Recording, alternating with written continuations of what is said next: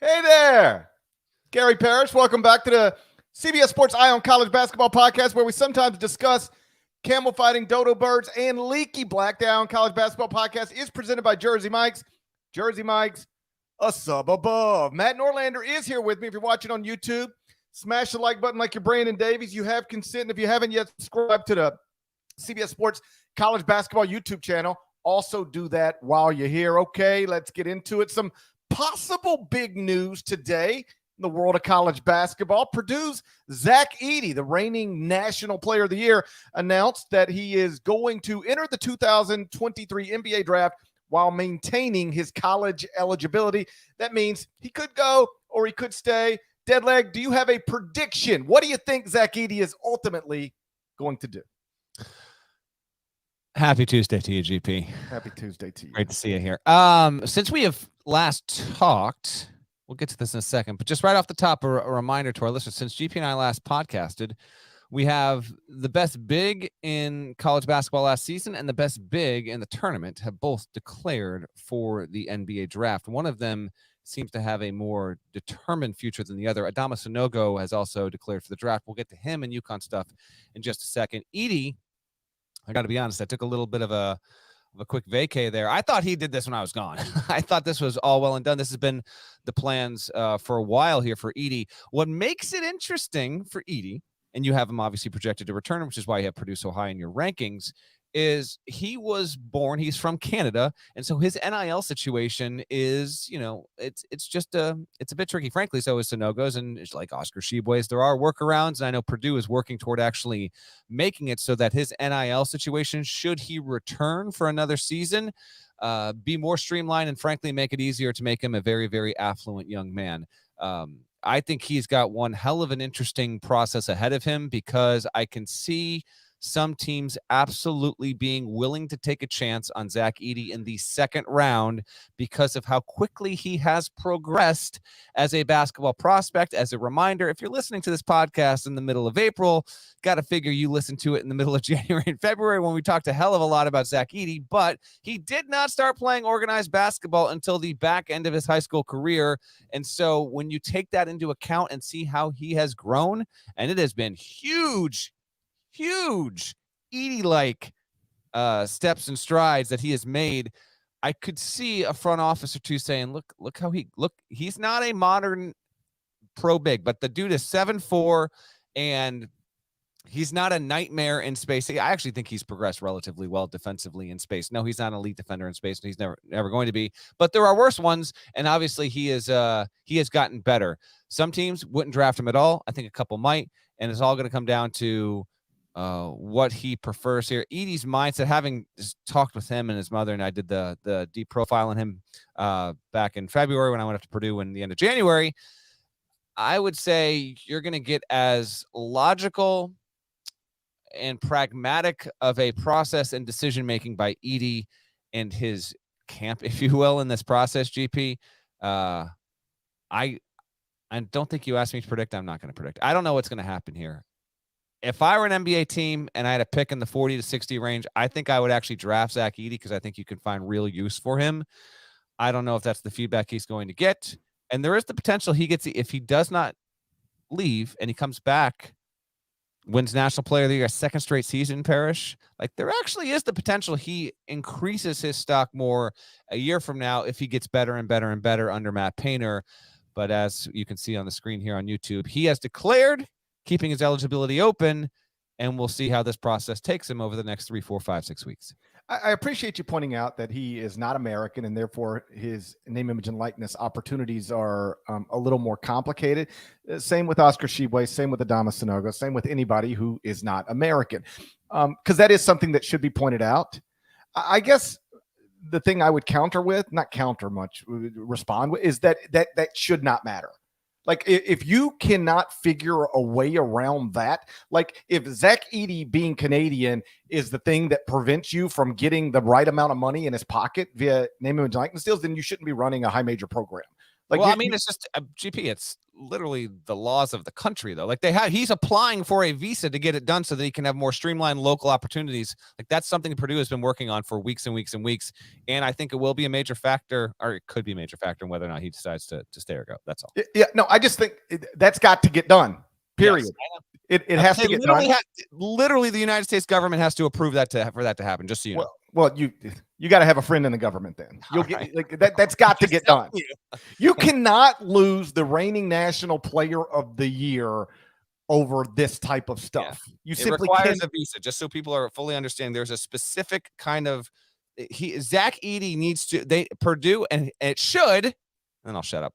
Purdue needs to prove that Zach Edey is an elite level athlete that is deserving of all of these opportunities that other American-born non-professional athletes are Well, providing. can't you just take pictures of the National Player of the Year awards and send them in? Wouldn't that do it? You welcome. Yes, there is. It is quite the red tape that has to be cleared to get that done. As right. I understand all of the red tape. I just also believe that cannot be a part of the decision-making process. Like that's got to get handled. However you handle such things, it's got to be handled. How about this? I bet you John Calipari would know how to handle this. Right? Yeah. Sure. And in some way he did, because Sheway returned.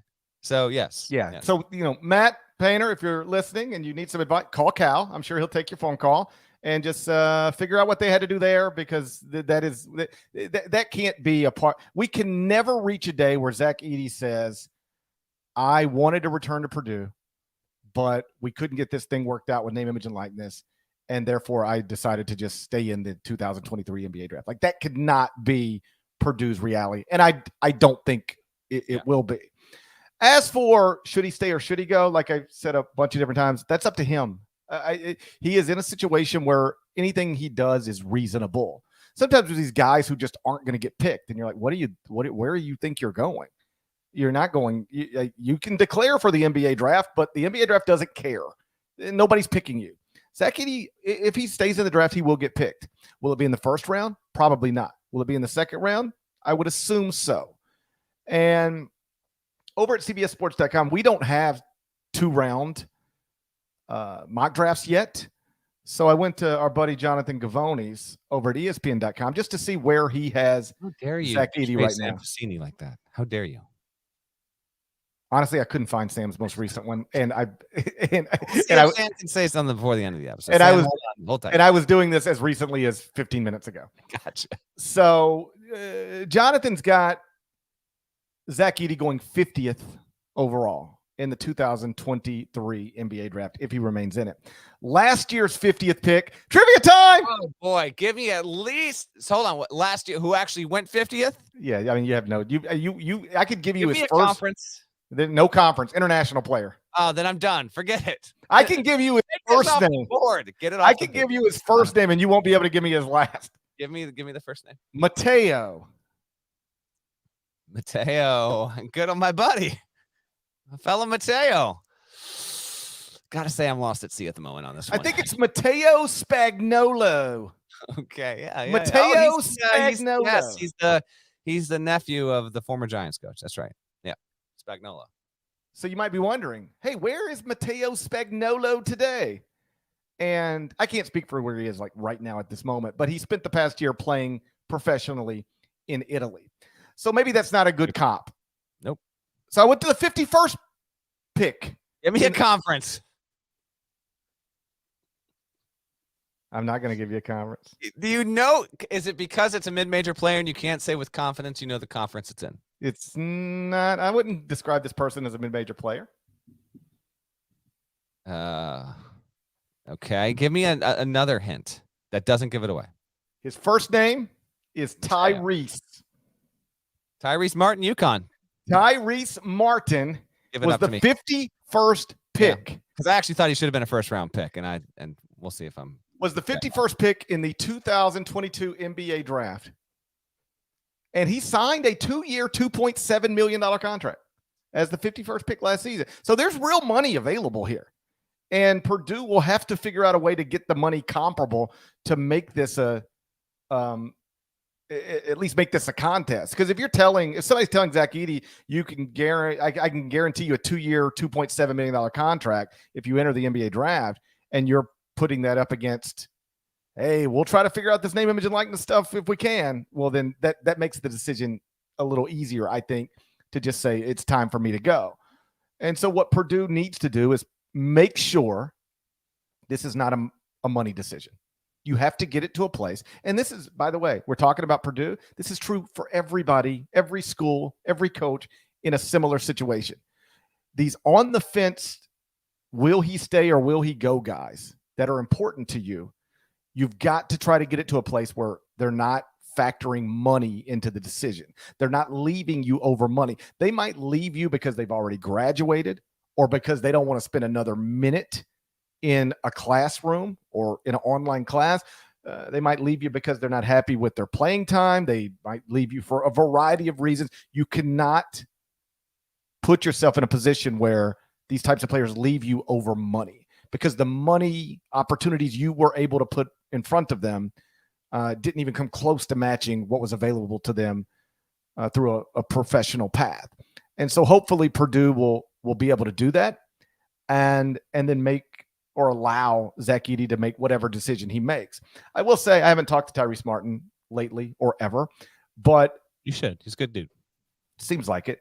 Yeah. 2-year, $2.7 million. That's nice. It's like, it's like 1.6 after taxes. You got to pay your agent, all this stuff. It adds up.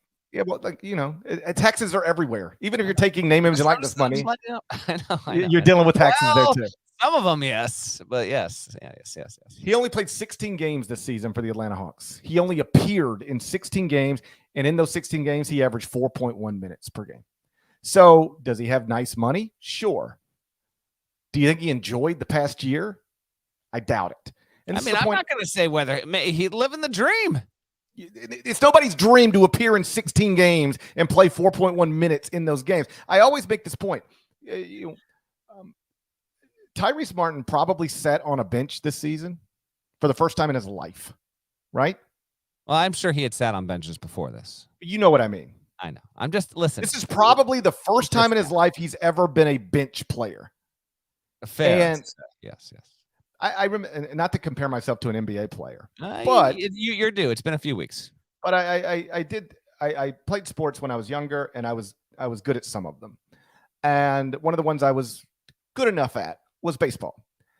And I was my whole life starting second baseman or shortstop. I was a good, not great baseball player my whole life. Had never sat on the bench ever. I started for every team I was ever on. And then I got to high school in my freshman year, made varsity, but I'm buried on the bench. I'm a 14-year-old freshman, and I'm just buried on the bench. And we were good, and I was miserable. I hated it. As the season progressed, I just wanted us to lose because I got tired of just sitting in the dugout watching. That is the one. Teammate. I was a terrible teammate, but I just remember it was like a shock to the system. Like, I'm just not playing again today. I had never not played, and it was miserable. And I think about that all the time when these college stars go to the NBA, and yeah, they're on a roster, but they are just buried at the end of the bench. And the paychecks are nice, the direct deposits, but I bet you on some level it is miserable. So let's just play this out with Zach Edey. He gets a 2-year, $2.7 million contract to go to the NBA as the 50th pick, but then he's buried on somebody's bench. Or he's bouncing back and forth between a NBA franchise and a G League franchise. Now contrast that with you're the best player in the entire country at the level of basketball you're playing. You're playing sold-out arenas every night on national television, every game, and you'll have a chance to become your school's all-time leading scorer and maybe put a better ending. Try and write the redemption stories. That's how you want your. That's what I was going to say, Parrish. Is that, and listen, great college players have weird endings. It's one of the, I don't know. It's one of the weird aspects to the tournament. You go throughout history. Kevin Durant, ended without glory in the second round after his one and done season. There's a lot of really, really awesome all-time NBA players, and their final college game was it was weird stuff. And so that could be Edey, or you go try and pull a Virginia. Not that they will, but they could. You try and pull a Virginia. lose to a 16, run it back, win the whole damn thing. How's that sound? Well, it sounds possible. I mean, I've got them second with Zach Edey coming back. I've got them second in the top 25-1 right now. And if Andre Jackson, who we'll get to in a second, decides to remain in the NBA draft, I might move Purdue up to number 1 if Zach Edey is returning to Purdue. So I guess what I'm saying is Zach Edey can do whatever he wants, obviously, and reasonable people can disagree on what sounds like it's more enjoyable. But if money is not a factor, if I can make more or less the same amount of money in school as I can make in the NBA, I'd rather do another year at Purdue than do a first year of sitting on somebody's bench. Yeah, there's a lot of potential upside to returning for Zach Edey, particularly where he is. Just to circle right on back around to that bus stop. I think that he has a very good chance at improving his NBA stock a year from now. If Zach Edey developmentally gets even better, he's 7'4", can pass well, will improve his touch, could even improve his defense, just everything, just a little bit better here and there. Let's say he goes 50th this year. Like, maybe there's something to it, him bumping up to even 35 or 30th. I don't think it's outside the realm of possibility. That being said, this is always in the projected course of action for him. He should go through this process, get real feedback, and hell, you never know. I mean, he's going to be taking a gamble on some level, but there might be a team sitting there between 26 and 35 that privately might be like, no, why can't we make this work? Guys, the National Player of the Year, he's 7'4", smart, great teammate, comes from a super highly respected program and with a great coach there. Like, we'll take him. Like, sure, he'll start on our bench, but that could be out there for Edey. We'll have to wait and see if the feedback winds up being that. But here we go. It's testing the water season, and he is doing just that. And like I mentioned, Andre Jackson from UConn is doing the same thing. Jordan Hawkins is in the draft for good. Adama Sanogo, all indications are he is in the draft for good. Andre Jackson has made it clear he's going to maintain his college eligibility, and he's a fascinating prospect because, and if I were a college coach, I'd be telling the Andre Jackson story to every, role player on my team. This dude averaged 6.7 points per game and is a legitimate NBA prospect. What's the caveat? You tell me. He's like the best athlete in college basketball. Yes. Okay. You need to be athletic. His freakish DNA. Yeah. This could be you. That's the only thing. No, I'm just saying so often players think that you got to score to get to the league. And the truth is I've never met an NBA scout who cares if somebody averages 18 points a game or 13 points per game. They care about what they can imagine you being for them. And so here's a player in Andre Jackson who was wildly important to UConn's national championship run, even if he was never going to lead anybody in scoring or other categories that get a lot of attention. He just matters. He matters to everything that they do. And he is, I think, the biggest example of players possibly in this draft of somebody who was never a college star, but he was a meaningful, impactful player for a great college team. And now somebody's going to ask him to do exactly that at the NBA level. We don't need you to go score for us. We just need you to impact winning in a positive way.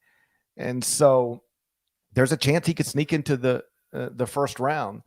And it's a big decision for UConn's program, because with him, I think I keep UConn preseason number 1.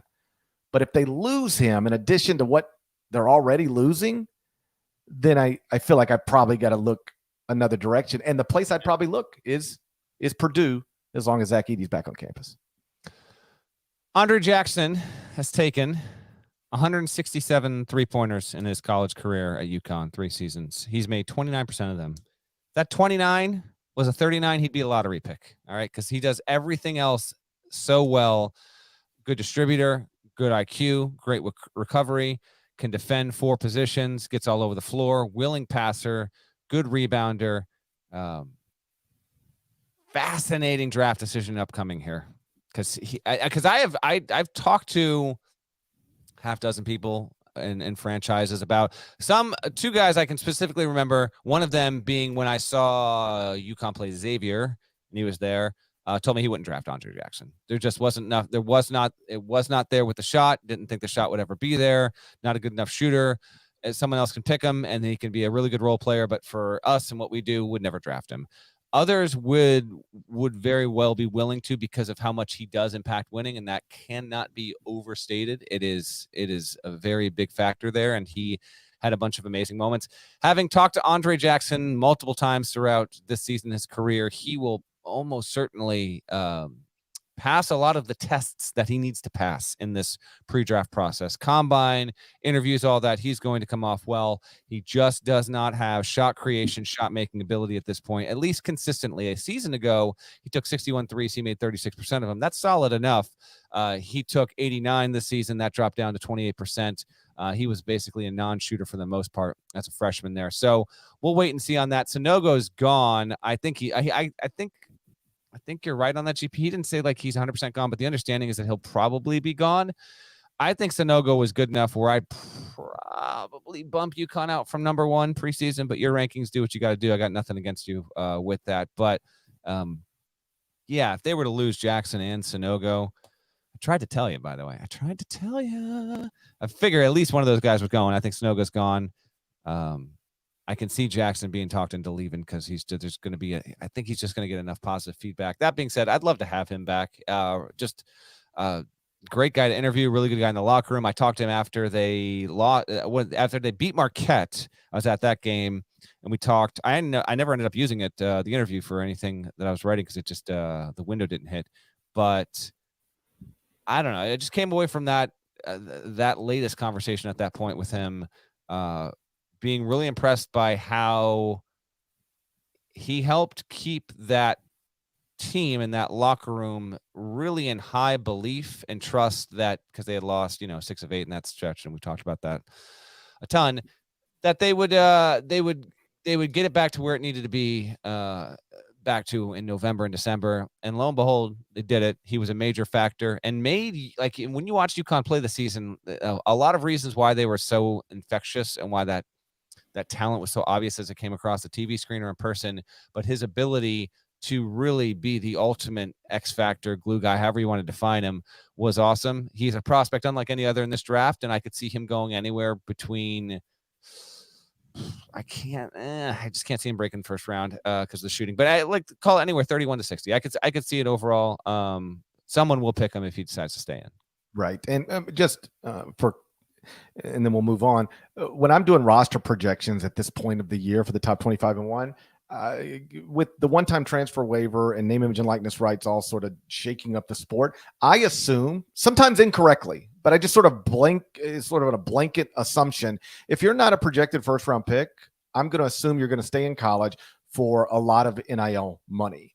And so Sanogo isn't a projected first-round pick. Andre Jackson isn't a projected first-round pick. That's why I, from the night of the championship game, projected them back in school, but always acknowledge that it's possible they could leave school. And we now know that Sanogo almost certainly is, and that Andre Jackson might. Ultimately, I think Zach Edey's back in school, and Andre Jackson, I'm not sure of, because he does already have his national championship, and you can reasonably argue that you think Edey could come back and improve his stock. I say maybe to that. Jackson could if he comes back and really he could. This seems like, boy, you're real hot. You're a hot. Yeah, he's hot. Right but now. If he came back and was like, I could see Andre Jackson coming back being the best player on UConn's team. They also lost Naheem Aline, who transferred to St. John's. I could actually see Jackson also improving his stock. He's just got the shot's got to get better. If it does, then forget about it. So I actually think that's on the table. I think it's more likely with. And there's one thing that I forgot to note when we were talking specifically about Edey. Then we'll move on. Did you see these quotes from last week? There was like a coaches versus cancer event somewhere, and there were Big Ten coaches there. I think Fran McCaffrey might have been there. I know Tom Izzo was there. I saw the picture. Okay. That's all. Well, I didn't actually hear these, but somebody reported that, Tom gave a media availability, and boy, he's got a nice team coming back. But he was asked about Purdue, and he kept talking about Purdue, Tom Izzo, and he was saying, well, Matt's got everybody coming back. Well, Purdue's bringing everybody back. He was saying it like he almost knew. Like, yeah, Edey's coming back. He does. Like, so it's interesting. Like, Izzo on the podcast for the segment. Yeah. And now join us from East Lansing, Tom Izzo. Tell us why Zach Edey's going to be coming back and what you know there. So, Tom, you spent all last week telling anybody who would listen that Zach Edey is returning to Purdue. Tell us how you know that. I just thought, I don't know, it stood out to me that Tom Izzo was talking like, of course, Purdue's bringing everybody back from a team that won the Big Ten title. They'll be the favorite again. So that might be worth nothing. It might be worth everything. But I saw it floating. This podcast is one with principle and ethics, and we will be crediting Tom Izzo when Zach Edey just announces he will be returning. It'll be breaking news, as Tom Izzo first reported at a Coaches versus Cancer clinic. Zach Edey is returning to Purdue for another year of college basketball. The entire college basketball media industry to do the same. Follow in our footsteps here. You're going to credit Tom Izzo scooped the whole deal. That is correct. You think I'm kidding? I'm not. I will be credited. Moving on, there have been some interesting roster developments over the past few days. We'll get into that next, but first, a word from our partners. It's European football's most mind-blowing. How good is that? Hair-raising. It's an absolute banger. Heart-stirring competition. The UEFA Champions League quarterfinals on CBS and stream every match live on Paramount+. There have been some interesting roster developments over the past few days. Miami appears to have lost Isaiah Wong to the NBA draft. Baylor appears to have lost Adam Flagler to the NBA draft. So both teams are now looking like they're going to lose their leading scores. Which is the bigger loss? Isaiah Wong at Miami or Adam Flagler at Baylor? Let's touch this. Flagler might be another. My answer is Wong. By the way, test the waters. You know what? You know where this phrase dates back to? It's test the water season. People can't stop doing it. Test the waters. Well, I'm assuming testing the waters means something like, like stick your foot in there and see if it's too hot or too cold. That would be incorrect. When's the last time you tested some waters, by the way? I mean, I tested waters last night for my little guy. I ran some bath water and then I tested it. You know what? I tested the water as well. And I tested the waters last night. Same thing. And over the weekend, we opened our pool for the beautiful weather that's coming. So happy for you. Tested the water there. Had to test the water. I've been testing water myself. Grammarphobia.com. Got asked this a few years back. Asked, do you know when the phrase test the waters came to mean to float an idea? The answer here is the expression, quote, to test the waters, end quote, has been used literally since the 19th century in the sense of testing water for its purity, chemical content, and so on. Mm-hmm. The earliest example we found, we're an educational podcast, even in the middle of the offseason, or start of the offseason. The earliest example we found is from a report in the February 1881 issue of the Canada Medical Record. GP, you got that behind you on this podcast shot, right? It's one of those things back there. Yes. Yep. About an outbreak of typhoid fever at Bishop's College University, now Bishop's University in Lennoxville, Quebec. There you go. Test the waters, 1881 to present. I've been testing waters a lot lately myself. People love to test the waters. I'm going to test some water as soon as this is done. All right, so I think Wong's the bigger one. Wong's gone, although I checked over this Flagler statement. It doesn't say he's gone for good. But Jonathan Gavoni reported that, listener, by the way, all indications are that he does not intend to return to college. All right, so it's a Sanogo type situation. That's the way I read it from Jonathan. All right. Flagler leaving is certainly, to me, it's Wong, although they're about even, because just a heads up, we're gonna have an all transfer first team coming out at CBSSports.com later this week, and I won't say who, but I will say that I ultimately only picked one Miami player, but the Nigel Wong versus Norchad Omier, who was the more impactful transfer, like those two would be in my top 10. We submitted a top 5 for our first team all transfer team. It's a new idea. We're pioneers. NBD. And I didn't want to have two guys on one team be represented, so I wound up just picking one. I don't think Parrish has done his yet. I'm not going to say it. I don't want to be an influencer. With that being said, Wong had, no shortage of real help around him, and obviously so did Flagler. I mean, he was one head of a three-headed snake that was one of the, one or two best backcourts in the entire country. But throughout the entire course of the season, I think Wong was a bit more impactful, and his departure, I think, winds up meaning more to Miami's prospectus next season, narrowly, than Flagler. I agree. I think Wong's the bigger loss, but it's interesting at Baylor. We always knew they were going to lose Keontae George. He's a one-and-done lottery pick. That's easy. But LJ Cryer and Adam Flagler both could have come back. And so you could have brought back, two of your top 3 scorers. And Baylor's also enrolling another 5-star guard in Jacoby Walter. So you could have had Cryer, Flagler, and another 5-star just like this year. Instead, Baylor's now losing their top 3 scorers. Now, I think bringing back 3 of the top 6, but losing the top 3. And Miami is, I guess, somewhat similar. Could have brought back 4 starters from a team that went to the Final Four, shared the ACC title with Virginia. As it is, now both of their 2 best scorers, Isaiah Wong and Jordan Miller, are out the door. Those guys averaged combined to average 31.5 points per game this past season. Now, instead of returning 4 starters from a Final Four team, you're losing the top 2 scorers from a Final Four team. That's at Miami. At Baylor, instead of returning 2 of your top 3 scorers, you're losing your top 3 scorers. And so these are those, there are certain decisions that they're not even complicated, like Keontae George's. I've got to go. I'm a projected lottery pick, right? Brandon Miller, got to go, projected lottery pick. And then there's other decisions that are not complicated because there's nowhere for you to go. You're a good college basketball player, but the NBA is not even looking at you. And then it's the other decisions that I think often shape the sport. Like these players who are good enough to reasonably enter the NBA draft, but they could also reasonably return to school. Those type of people.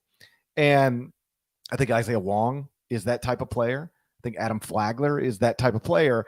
And when you get them back in school, it often leads to incredible success. And when you lose them, it sometimes robs you of the opportunity to have, the same level of success that you otherwise would have had. And so it's been a bad couple of days for Miami and Baylor. They lost players that they could have reasonably brought back to the NBA draft, apparently for different reasons. Isaiah Wong appears to just, be ready to go to the NBA. And I think he will play in the NBA. Flagler just seems like I've already graduated. I'm done with college. It's time to get on with my life in whatever form that looks like. And so you wish him luck. He's going to plant his new flag. He's going to plant a new flag? Yeah. Just a pun. What else we got? But no, keep the people up to date here. Where these teams drop in the top 25? You booted Baylor altogether, right? No. I would never do. You kidding me? I could not do that to Scott Drew. I dropped Miami from 5 down to 12, and I dropped Baylor, I think, from 16 down to number 21. They've still got some nice pieces there, and that's a program that's been operating consistently at a high level. That's one of the programs that probably deserves some benefit of the doubt. So I've still got Baylor in there, but boy, you start contrasting what the roster could have been if Flagler and Cryer just decide they're coming back. I mean, that's probably a preseason top 10 team, and now they're like a borderline top 25 team probably. They just picked up, as Kevin in the chat just noted, got Jaden Nunn from VCU. Good player. We'll see if he can be the next player from a smaller conference to go to Baylor and jump up. And we detail some of the other Baylor roster stuff as well. Where's Creighton now, GP? You jumping back up? I moved him back. I moved him up to 6, just behind Florida Atlantic. But that's a school that's having. By the way, it still looks weird. Yeah, you know what? There's still, to me, it's a race there with the FAU Owls. I gotta admit it. Yep, what a sport. Florida Atlantic. I also just sort of like having Florida Atlantic in the top 5. Let's do it. So Creighton is 6, and the school's had a nice week. They added Stephen Ashworth from Utah State. He's a 6'1" point guard, just as we're popping through some other roster developments. Averaged 16.2 points last season while shooting 43.4% from 3 on 7.3 attempts per game. He's made 40.9% of his threes in 3 years at Utah State. So I love this type of addition. Utah State was good. Made the NCAA tournament, finished top 30 at KenPom, and Stephen Ashworth was instrumental in everything good that happened there. Like Arkansas just added L. Ellis, right? And he scored a lot of points, but for a terrible team, at Louisville. Every bad team's got to have a leading scorer. Well, that's the thing. Like, you got to put 68 teams in the tournament. Only 4 teams can make the Final Four. We tried to tell you. Every bad team, somebody's got to score points for them, right? And so LS was that guy. Theoretically, although Louisville might have tested the principle. So he scored a lot of points for a bad team. I don't know what that means. We'll see. But I know what scoring a lot of points and shooting a great percentage from 3 for a quality basketball team means. That means that you're legit. I don't know that I'm ready to call this an upgrade. Are you ready to call it an upgrade? I'm not. I'm not either. Okay. But boy, it's a nice.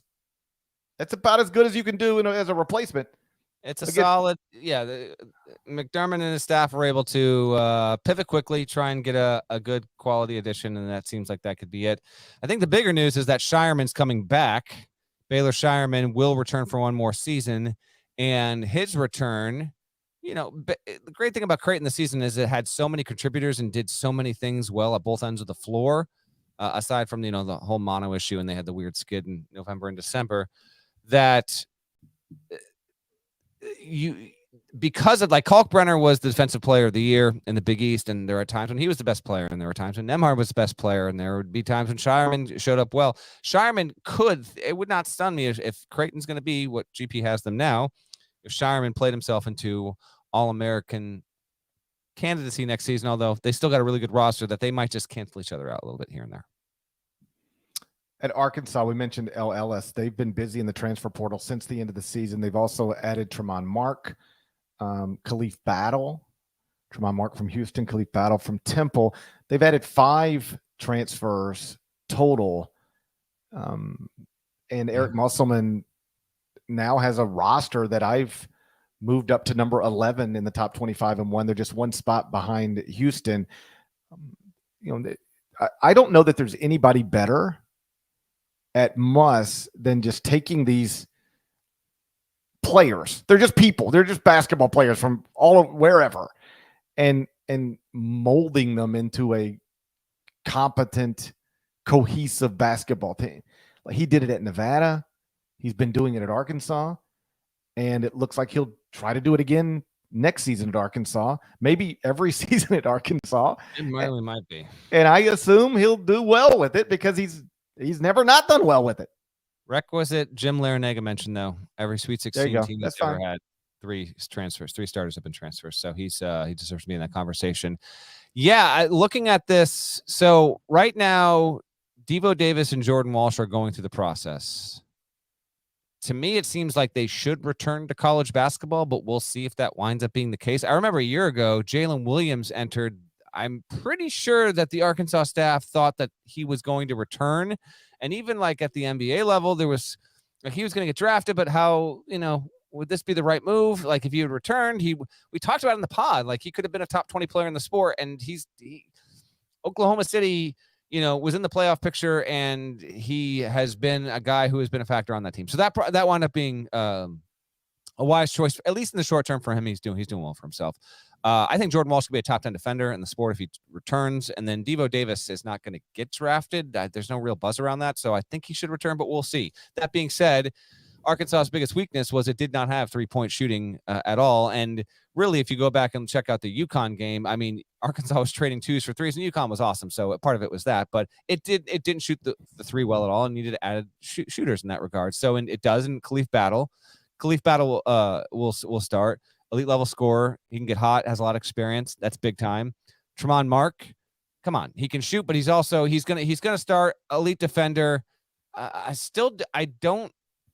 He can transfer for whatever reason he wants to. It's just, I'm still a bit surprised that he left Houston. He had such a good situation there, and I know that they loved him, but they get just an awesome guy for that program there. Ellis can play the 1 or the 2. That will be interesting because he's not a big guard. He can play on or off ball. I know that. And they will probably play him at both point and play him off the ball there. But we got to find out if he put up, it wasn't empty stats on a bad team. I don't know. They did play him. So that's just one of those things where you get this occasionally. In fact, Sean Miller had it with Sule Boom. Arkansas played against him and they scouted him. So clearly there was enough there that they felt impulse to chase him. I think Battle and Mark will start. I think Ellis has a good chance to start. And then Keon Menafield from Washington. He was double-digit scorer at Washington. He's quick and shifty. He is skinny. He'll be off the bench, but he's another scorer. And then Jeremiah Davenport is another guy who can score. So he can probably play the 2, 3, or 4, plug in the holes. But it's another huge Arkansas haul, and because of that, I think it's a solid class. I think you probably, if they get Walsh and Davis back, because you're getting Brazil back, that's got to be a preseason top 15 team. I'm just interested to see how Muss makes this work and puts it all together, because it happened last season to an extent. But remember, Hogs were an 8 seed, didn't have Nick Smith for much of the season, lost Brazil early, were the 9 seed, I think, in the SEC tournament. So they had some success, but as the tournament can do, they make the second weekend. It looks better in retrospect than it was for certain parts and pockets of it. They are looking not to be have an 8 next to that name. They want to make another second weekend and go beyond. But the goal here is top 3 in the SEC, and we 1, 2, 3, or 4 next to that name, and we'll see if he can do it yet again with a 5-pack of incoming transfers. Yeah, to the extent Arkansas had ups and downs last season, it wasn't hard to figure out why. Like, they lost a very important player for the season relatively early, and then Nick Smith was just never reliably available, or he wasn't reliably available enough. And even when he played, he had moments, but he was never consistently great. So whatever we thought Arkansas was going to be in the preseason, if somebody would have told us Trayvon Brazil's gone, not going to be a part of it, and Nick Smith's going to miss a lot of games, and when he plays, not going to be that great, it'd be like, oh, well, we need to lower maybe an 8 seed sounds about right, as opposed to what we thought. But based on the projected roster, which includes all those guys you mentioned coming back, Jordan Walsh, Devo Davis, that looks like a top 15 team to me. On paper, that looks like a top 15 team, one that could reasonably, barely crack, but crack the top 10. Yeah, would agree. Think we're ready to call it a day? You want me to? I mean, we can. Oh, we got a quick. Let me just do this quick news around the drafting, because Gavoni. Listen, Gavoni getting a lot of love on this episode. He did break the news here. The Jonathan Gavoni podcast. Well, here we go. I heard rumblings on this, but going back like months and months, and it actually is the case here. So he published a story earlier today where this memo, which this is straight from it here. He goes, a 91-page jointly written memo sent out by the NBA and NBA Basketball Players Association. 91 pages is not a memo. That's a CBA unto itself. That is a treaty. Buddy, if you ever send me 91 pages, 91 pages? That's not a memo. No, that ain't even getting opened. Yeah, you ever get an email from sometimes because that's a weird thing, or among the weird things about our jobs is that it's not hard to contact us. People our emails are out there and stuff. And sometimes I get an email from somebody and I'll just click on it and it'll be like a whole page. And I'm just like, I can't. I cannot read it. I cannot. TLDR. You are literally the meme. I ain't reading all that. I'm happy for you though, or sorry that happened. Right. I like if you send me an email that you actually want me to read, it better be a few sentences. If I see paragraphs, it's like what there's just no scenario where you are not going to capture my attention for more. I cannot give you my. I'm offended by the length of this email. I am offended by the length of the email.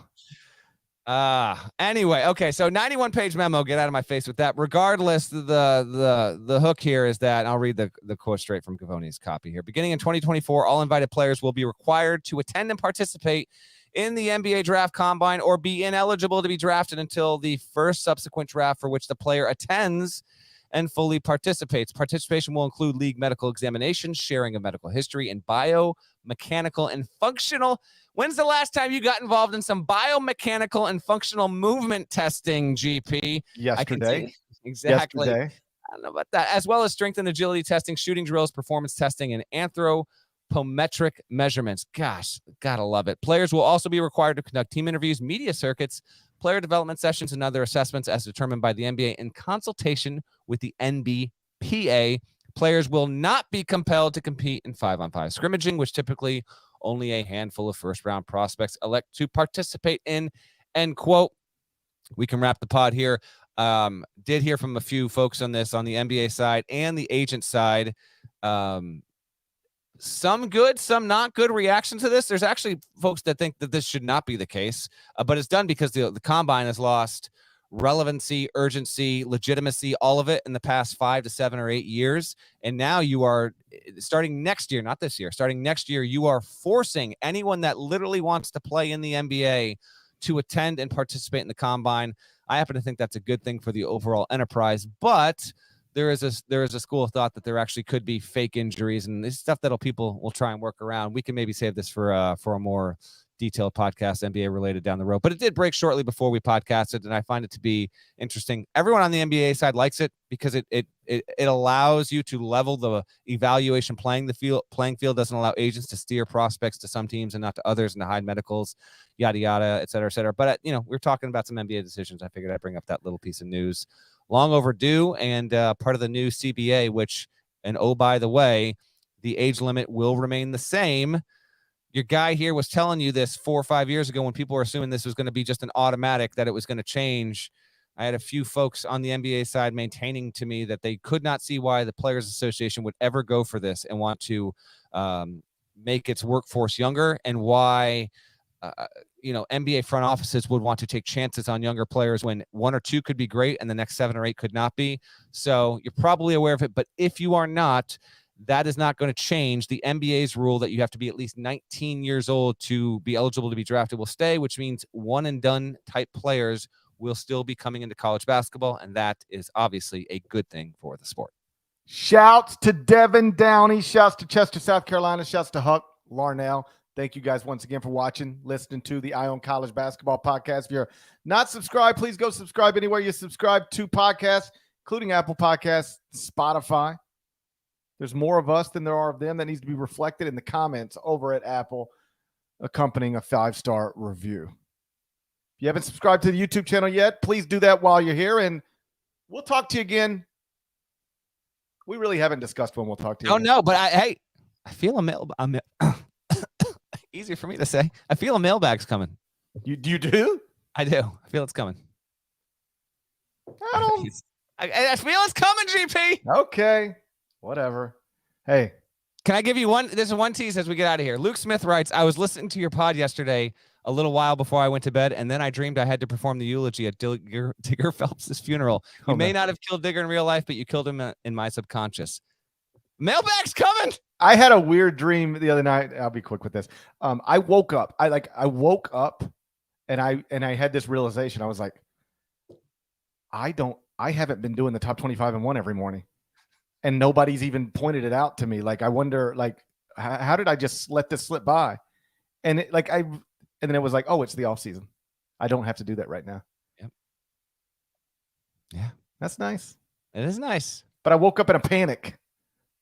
I woke up in a panic. All right. We'll talk to you again whenever we talk to you again. Till then, take care.